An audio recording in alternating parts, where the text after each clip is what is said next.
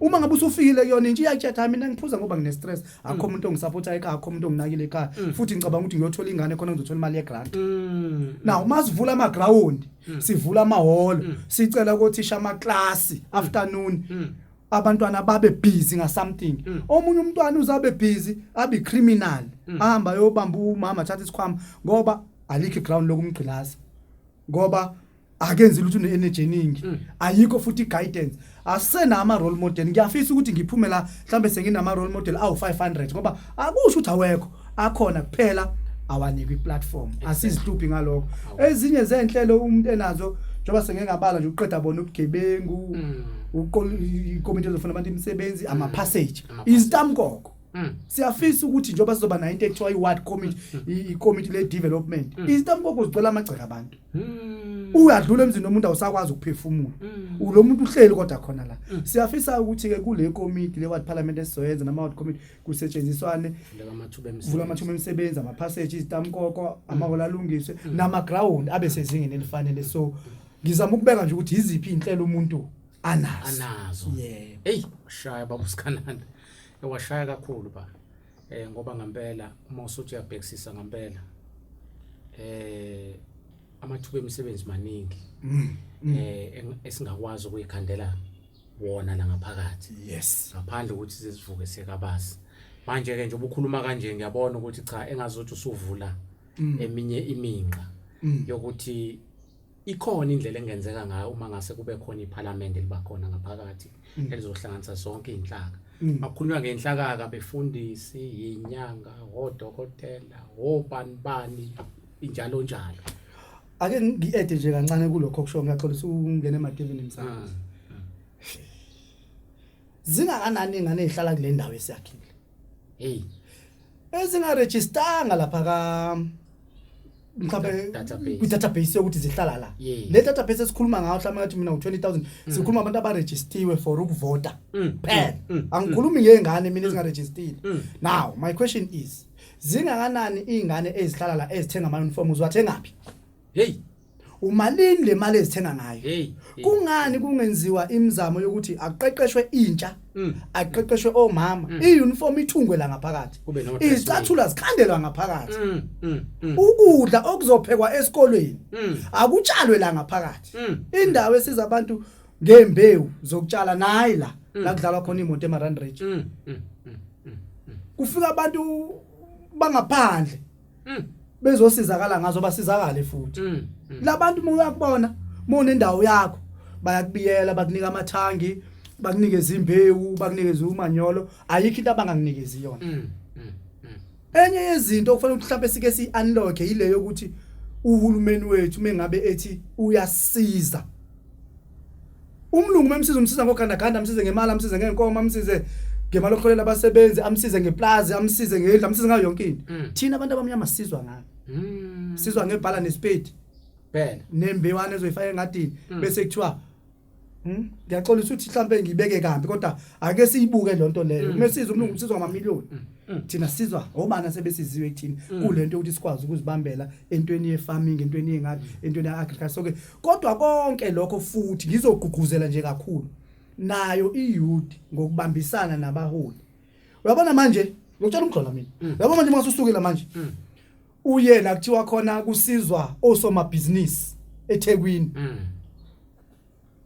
Premier's office yes uzofika ugibela lift kube mnandi yonke into abantu kamnandi amaphefumula benifika phakathi yes nifike amantokazi asebenza khona into bahleli kanje kule into nje basiphenduka nje lesitulo kanje bahleli kanje bashaya amafeni angizwa yes balinde abantu abasuka emphakathini abazocela ini uxhaso zikhona imali zokubaxhasa zizoziphinde emuva zikhona imali zokubalekelela kodwa abezi abantu ngoba banalo ulwazi abatshene kufanele batshene ithina amakhansela ngendlela ezithile so na uma ufika hawu bathatha bayokwakhela ngishitiye bayajabula ukubona umuntu efika bajabula ukuthi basebenzile namhlanje bakuninge iphepha nele register usayini so engichaza ukuthi ke ezinye zezinto ezidala ukuthi singasizakala amathuba nanokuthi ke futhi ke zikhona imali zokuthi zisize kuphela amaphepha nama document asuke engahlelekile kanti imithetho yabo lapha nifuna ukuthi into yakhe benjani ihleleke sengizovala nje umsakazi kule nkulumo yami ngiyaxolisa ngithatha ithuba baba mangabe ngilithola ngiyabonga ngiyajabula No kakhulu problem. thina abantu abamnyama thina siyabaregister amabhizinisi kakhulu kwenye isikhathi sikhokhe 500 kwenye isikhathi 3000 kwenye isikhathi sikhokhe 1500 aqala register kahle kodwa sikwazi ukwa maintain Wa manager ngendlela eright. asifundiswa le nto lethu siwa manage Ubani uqeqesha labo bantu? ubani oqeqesha labo bani labo etshothi ngisho uzuthola ukuthi uma ngabe mhlambe isigebengu sisenkantolo sidinga umelwa mahala siyamthola kodwa sikwazi ukuthola umuntu ozoqeqesha ibusiness mahala Wabeka enye indaba. Uselapho nje mfuka Shezi. Ukhuluma indaba enkulu mase ukhuluma ngendaba zama office. Alindele abantu abazofika bazokwenza njani bazofuna imali. Yebo. Mhlasimbe nje obuqhamuka nale oqhamuka nayo namhlanje ivision yokuthi mhlasimbe nje ngobuhola ufisa ukuhola zonke inhlaka because ngalenkathi kuphela kusuke kusajahana ngendaba yama position yokukhansela kusuke kusafunakala ubonakala ukuthi ubani ozophumelela kodwa mawusuwinile usuke usuphethe wonke umuntu iDA weIFP weATM phethe wonke umuntu ngifuna ukuya kule nto ke baba uSgananda uthinta ipoint enkulu kakhulu mawuthinta indaba yezakithi ezimnyama ukuthi mhlasimbe la ningakwazi ukuhlanganela khona mhlawumbe izoke ibe khona le ndlela ukuthi abantu bavulwe umqondo ukuthi kahle kahle ukuvuka ekseni uyakamlungu nokuyisebenza wena kunomehluko ongakanani so sinenkolelo enkulu thina ukuthi ngaso sonke isikhathi kufanele sivuke siye kabasi kanti if usibuilda thina izinto zethu zalanga phakathi what 15 uqale manje ngoba mothi uyabhekisisa kade ngibuka uDodi nje ngihamba leqhiqweni yabo uDodi ngendlela osuqake ngayo umuntu kamaphambazi indlela aseqake ngayo umsebenzi lo ofanele ngabe ukuthi mangabe sekuphethwe endaweni izinto nje ngikubona ngazi ukuthi umuntu onakusisa kakhulu oyiqaphela izinto ezinjalo kunomuntu ongakwazi ukwenza lo msebenzi akwazi ukubeka isinto etafuleni uma ubuka idamkoko indlela egcwele ngayo manje idamkoko amanzi malinethi izulu imigaqo yafa ngoba amanzi asakwazi ungena phakathi ayadlula lo msebenzi mangabe usu overflowa mhlasimbe kulabo abanye abasuke bewuphethe umsebenzi loyo ungakwazi umanage omunye umuntu so ngithanda kakhulu lo qhamuka naye ngoba nami ngihleze ngigqugquzela lento ukuthi abantu abeke bafunde manje ukuthi baqale manje ukuthi bangene emabhizinisini uyabona nje umsakazi yes ngibeke nje kanje kule itamkoko yoDodi yentontoni why sizolanda umuntu ePhoenix azolungisa isitamkoko yes azolungisa uDodi la njengoba sizoba ne-ward parliament 115 parliament sifisa ukuthi la kube nabantu abazotrainwa babe ever ready yes ebese sibaxhumanisa nawo umasipala ukuthi na umsebenzi usukhona endaweni ethile uzowenza manje manifuna iproof nama record nayo yonke into nathi then nobe sin kuningi it's endless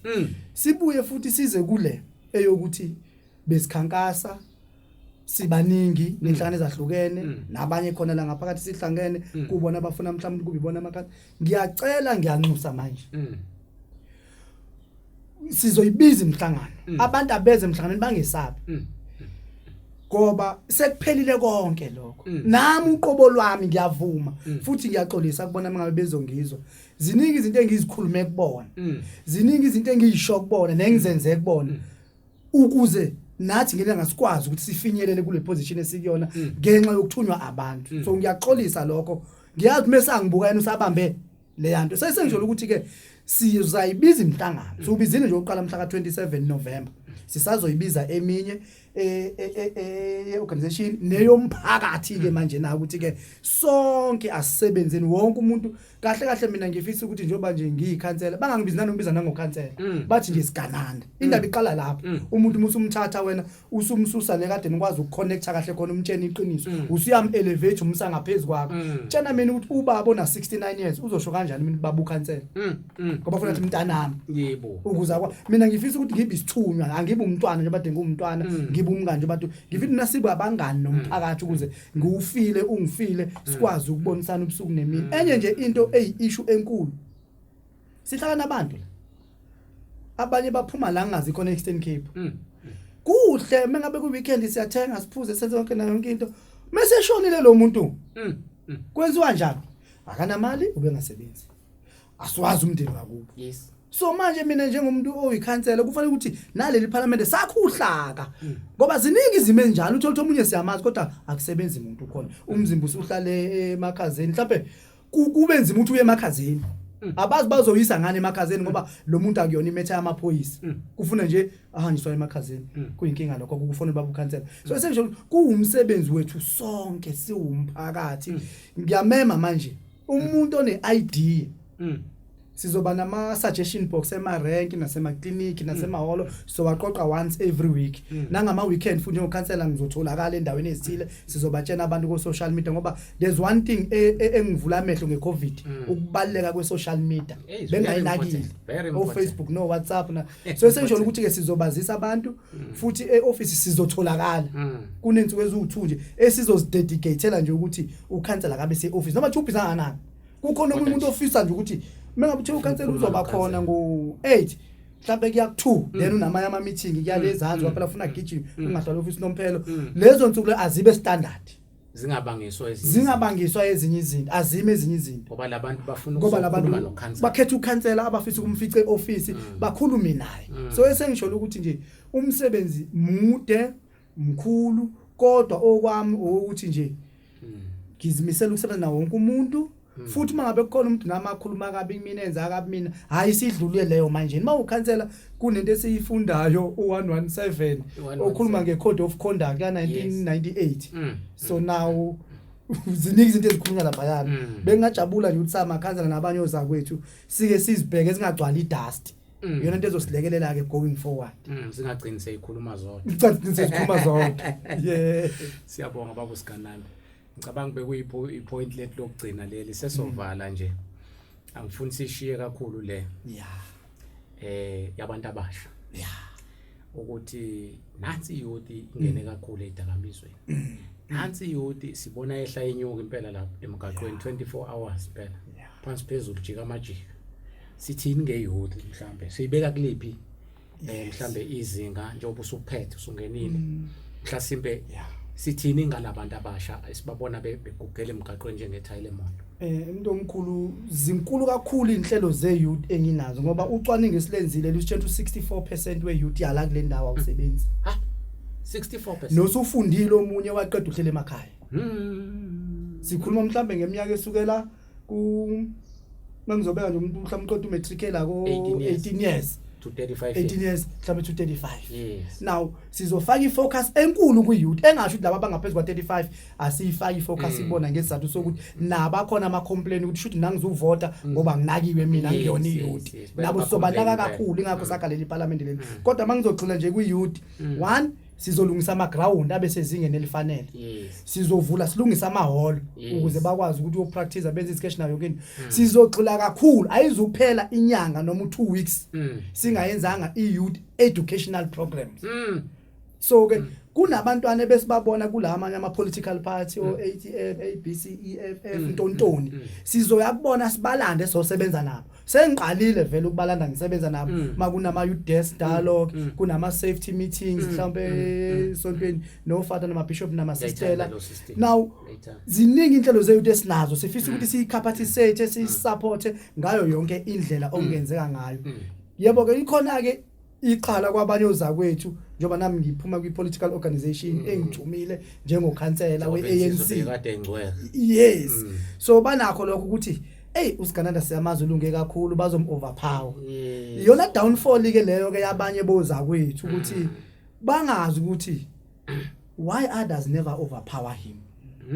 why you overpower others to become to where he is that's our downfall ukuthi ubese umuntu usheshe umjaje ungazange ubone ukuthi why is he going there namhlanje mangikutshela ukuthi approach esiza ngayo la wa15 sifisa ukuthi siyilethe kakhulu iservice delivery kubantu khona kuzobuya ugqozi kubantu ukuthi uANC uyasebenza even nabo laba abanye abakuma political organization they will end up taking membership ye organization le esikuyona kubona ukuthi hayi bonakho ukusetshenzwa kanti kusuke konakelephi uyabona abafowethu mhlambe usayibeka kanje ufuna abafunda abanye ukuthi makusuke kunalezi zinto zoma campaign kukhankaswa njalo njalo kusuke kungcweko insizwa isuke idlalisana induku zisesitikini manje mase sekuphela umdlalo sokusuchaza leyo insizwe eyingqwele ibiza zonke insizwe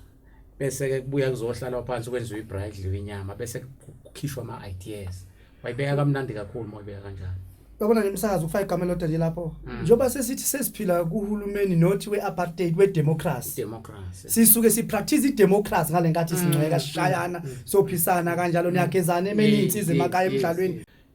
Umthosi wambonambi lo kwi Dassenhoek 14 Galaxy Tv YouTube channel sihlala njalo ke siqopha le inhlelo ke njalo ke sisho sithi ngena phela laphana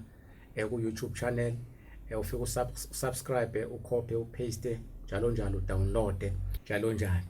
Ngieda kancane nje kule nkulumo sesovala nobaba uSgananda ukuthi ke mhlasimbe nawe emlaleli olapha ekhaya uyayizwela kumfoka Sgananda indlela akhuluma ngayo nje bese ngenile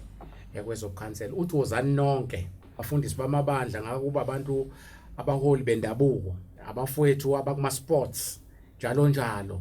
uthi ke kunohlelo azolikhanda lokuthi kube khona iparliament yangaphakathi yomphakathi la uzofika khona uzohlanganisa umbimbi lokuthuthukisa indawo yase Ward 15 ukuze our next generation ikhule ienvironment yase 15 isiklinekile isi right isisezingeni. Uthi ke kubafowethu laba abasha uneinhlelo zokuthi ke fanele kuvulwa ama ground uma tennis ball njalo wonke ama sports ikwazi ukuthi ke ihlale ikhipha iba busy because lento ukuthi sibe nesikhathi esiningi sokungenza ilutho yiyo lento egcina isisdestroyer isisibulala njalo ngoba nje obesho akanqabile ukuthi umbono oqhamuka nanoma umuphi umuntu obekade khona kudlalwa lo mdlalo ngoba phela amakhanda segeziwe sekufanele kubuye kuzosetshenzwa manje sesifana nobaba nomama nosisi nobhuti. Ngamanye amazwi ke siyacela bakwethu kwindle yakithi eminyama kakhulu asifundeni lento yokuhloniphana, asifundeni lento yokubekezelelana, asifundeni lento ongamjaji umuntu singakamboni, asifundeni futhi nalento yokuthi ama volunteer noma ngokuhlukahlukana kweinhlangano ama volunteer phela ma esewinile owinile asingathi mase sesihamba naye bese sikhukhumala sithi usibanibani babe ngamfuni usibanibani so yini namhlanje basondele kangaka because phela fanele sazi ukuthi la kwipolitiki uma sikhankasa noma sivolunteer ukuthi iqembu lethu luwine then mase luwinileke sonke nesikade singamvotelanga ubaba uSgananda sinathi sinalo ilungelo lokufika baba uSgananda sizokhala ngezikhalo zethu. Ngamanye amazwi mhlasimbe uma singehlisa leyo nto kubafowethu abanye abakuma campaign lokho kuyokwazi ukuthi kunyuse izibalo zeorganization. Ngicabanga ukuthi kulamalanga siyabona ukuthi lolu khetho lubo ukhetho oluhlukile kunazo zonke inketho ezike zakhona so kufanele ukuthi izinto esizenzayo siphathe njengezikhali zamantungwa because ngamanye amazwi uma ngabe ngizothi umfoka khabazela ubengekho sikhankasela ubaba uSgananda kusho ukuthi ngenye indlela ngidrop amanye amavote asihlanganeni sibe collective ukuze sikwazi ukuthi sikhuphuke naso rise siye phezulu. Umfoka mbonambiki umbono wakhe loyo engingawuphoqa ukuthi obonayo ukuthi ngeke uhlale kahle kuyena awumukele kodwa ngiyacela bakwethu ukuthi sikwi crisis our organization inama problems so uma nathi sizophinde si-add value cause amanye ama problems ngo 2024 sithi organization yethu sifuna ukuthi kwenzeke njani ngayo sesovala nje baba uSgananda mhlambe khona esikushiyayo office ukubeka angibeke nje ukuthi angilibonge kakhulu iGalaxy TV nabaqondisi bayo nayo sosebenzisana nayo futhi ke ngiyanxenxa ngiyamema nje kona wonke umuntu ongafisa nawo ukulekelela ibona iGalaxy TV inyuki iyaphambili angene ku YouTube address yayo uzokwazi ukuthola imininingwane nje badeyisho nje ubaba ukuze sithuthuke ngoba izinto noma indawo noma ama platform o social media abafana nalawa iwona othola ukuthi agcine sebaluleke ngaphezulu kwalemsakazo esinawo noma ngaphezulu kwalama TV esiwabuka nsuku zonke so nje ngalawo mazi nje ngicela ukudlulisa nje okukhulu ukubonga ebese ngiyasho ukuthi kuwona umphakathi lo enguholayo njengekhansela ngiyapledge ukuthi ngizosebenzisana wonke umuntu ukulekelela la uxakeke khona ngiyapledge futhi ukuthi ngizosebenzisana nabo somabhizinisi ukuthi umnotho uthuthuke ngiyapledge futhi ukuthi ngizosebenzisana nabe development abazobe bebekiwe ngaleso sikhathi leso ngizosebenzisana nabo bonke abantu ekade bona bengaboni ukuthi babu Sgananda kumele avotelwe abe ikhansela ngoba phela sekwenzekile futhi ngiyacela ukuthi ngibe isithunywa senu ngingabi inkosi ngiyabonga hey ayisibonga kakhulu ayinezwela ke balaleli uyayicommit babu Sgananda bese siphinde futhi sicela ukubonga kakhulu kuyena ukuthi sithi masimcela afike ngokukhulu kuyithoba lokho ke sihlale sisho sithi khombisa lento ye leadership because ngaso sonke isikhathi mawu leadership fanele wehle ushone phansi kubantu then abantu bona bawukhuphula bakushonise phezulu that is why ngaso sonke isikhathi igqugquzela lento yobuntu siyeke lento bakwethu okhwebhana sodwa siyeke lento bakwethu ukuthi sibulalane sodwa siphelile leso sikhathi we need to sit down and negotiate about our problems ngaphakathi emawadini ethu ukuze sikwazi bakwethu ukuthi nathi sibalwe nezinye inhlanga engeke ngibalule ngokuhlukahlukana kwazo lezi inhlanga ngabeka ihardware nami ngibe nehardware kodwa ngeke ubone iboss yale hardware iyobulala iboss yale hardware kunaloko uma ngabe kuphela ibhikili kule hardware bayakuthumela ukuthi woza kule hardware ngala uzoyifuna khona nathi kufanele sikhuleni manje sifundeni ukuthi uma sila kule platform yokungcweka noma yokuthi sibanga izinto ezithize mhlawumbe competition yamabhizinisi kodwa singalichithi igazi asiphileni ngokuthi sabantu abamnyama soda kisama South Africans asibumbaneni sibe intwinye singabe inhlekisa kwabanye abantu ilokho ke nje amazogcina ngwashiya nababukeli beGalaxy TV namhlanje iDassenhoek ke sevala kumfuka Mbonambi ke esivalelisa ke benomfuka Sgananda ke inamba ke yami ke la 084 8015007 084 8015007 babu Sgananda inamba yakho angazi noma mhlambe ubufisa ukuyishiya yebo ngingayishiya inamba yami indlela engiqhumeka ngayo eka WhatsApp iyafoneleka futhi 081 79 31 474 ungasiphendela futhi 081 79 474 eyesibili 074 075 8137 noma ungangisendela i-email mobile nje uthi nje endalini@gmail.com suka manje kuyenza ukuthi mhlambe ke uyakhuluma nami angibuyeli kuwena kodwa ngisuke ngizobuyela noma bekuthiwa kulate kanganani ngenxa ukuthi ifoni le ibuyidla isikhathi esikhulu mengabe umuntu obusy ngiyabonga angufakazi kakhulu hayi cha nami ngibonile ngikubhalela impela ukuthi hayi uyindoda active kakhulu la ekubuyeleni kumuntu uyaqhiyekela kakhulu lokho hayi ke sesivala ke manje ke sesiphuma sizocela ukuthi abantu abafisayo ukuthi bazorecorda la kulesi studio akhona ama prizes ke 150 rand nge-hour ngaxhumana noThulaneke umfoka Mkhize khona la kwiGalaxy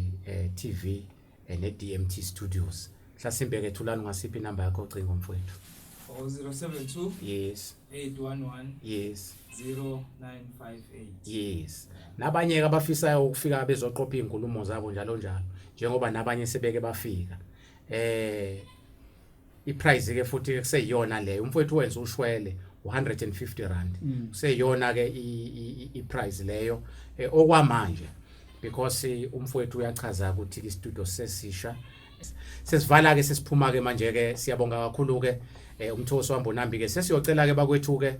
ningeneke nisisupport lapha nepage lethu nisubscribe mawungena lapha ku YouTube ke uYouTube ke uyofika nje ubusu uyasesha nje uthi Dassenhoek Galaxy TV noma Dassenhoek 14 Galaxy TV ngokunjalo na ku Facebook sibonga kakhulu babu Sgananda sibonge kakhulu baba uNkulunkulu akubusise nomndeni wakho nezifiso zakho zonke oyifisayo uNkulunkulu azenze iphumelele zonke amen.